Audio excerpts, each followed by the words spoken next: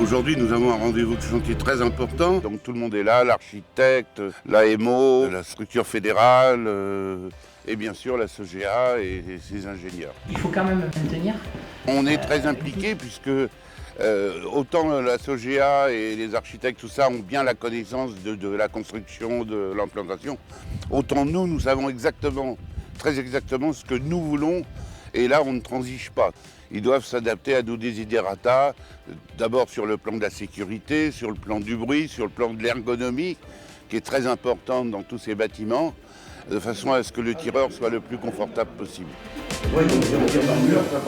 Le côté sécuritaire, il faut quand même être honnête, on a été aidé dans notre équipe par un balisticien.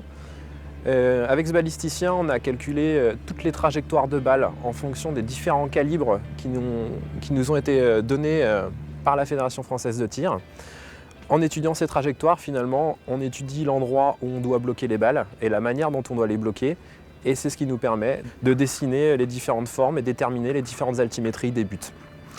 Après, sur cette sécurité, il y a une autre notion. C'est donc cet aspect par balle pour éviter que les balles sortent des stands de tir. Cet aspect par balle, c'est pareil, c'est vraiment un calcul mécanique avec la pénétration de force d'une balle dans un matériau, que ce soit du bois, du métal, etc.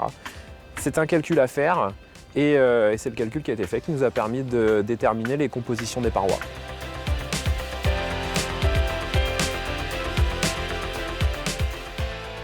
Comment on a imaginé l'insertion du CNTS dans l'environnement naturel? On a fait extrêmement attention. Et on s'est battu pendant 1 an et dans le cahier des charges, on a prévu des clauses draconiennes de respect de l'environnement, du maintien de ce qui existait au départ dans la nature, c'est-à-dire des arbres, etc.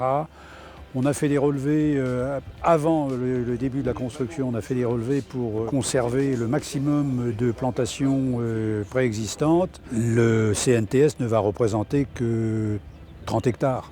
Donc on a 50 hectares de plus sur lesquels on va continuer à faire quelque chose de vraiment naturel et de vraiment écologique.